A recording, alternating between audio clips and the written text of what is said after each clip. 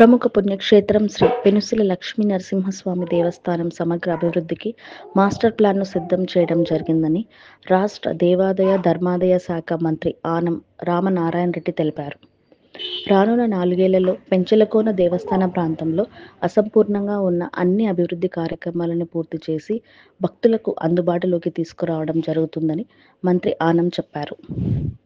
తిరుమల తిరుపతి దేవస్థానం ద్వారా పెంచలకోన పుణ్యక్షేత్రం అభివృద్ధికి అవసరమైన మాస్టర్ ప్లాన్ ద్వారా నిధులను సమకూర్చి అభివృద్ధి చేయడం జరుగుతుందని మంత్రి వెల్లడించారు.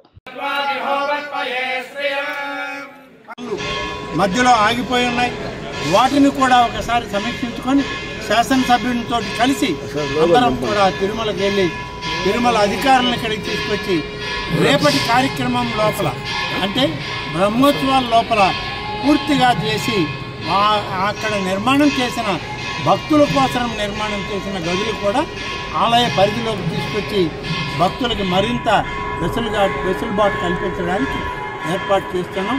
ఇప్పటికే దేవాదాయ శాఖ నుంచి పెనుసుల లక్ష్మీ నరసింహస్వామి దేవస్థానానికి మాస్టర్ ప్లాన్ ప్రిపేర్ చేయడం జరిగింది. మాస్టర్ ప్లాన్ అంతా కూడా రెడీగా ఉంది.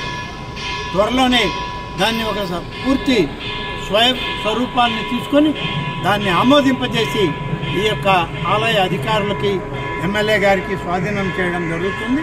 మాస్టర్ ప్లాన్ వచ్చిన తర్వాత ఏ ప్రాంతంలో ఏమేమి జరగాలనే దాని మీద అభివృద్ధి అనేది జరుగుతుంది. రాబోయేటువంటి 4 సంవత్సరాల్లో పూర్తి స్థాయి అభివృద్ధిని ఈ యొక్క ఆలయానికి జరపడానికి భక్తులు, దాతలు, ప్రభుత్వం, ఆలయ పాలకవర్గం అంతా కలిసి శాసనసభ్యుని యొక్క సహచర్యంతో దాన్ని పూర్తి చేయాలనే సంకల్పంతో ఇవాళ మేమందరం కూడా పనిచేస్తాం.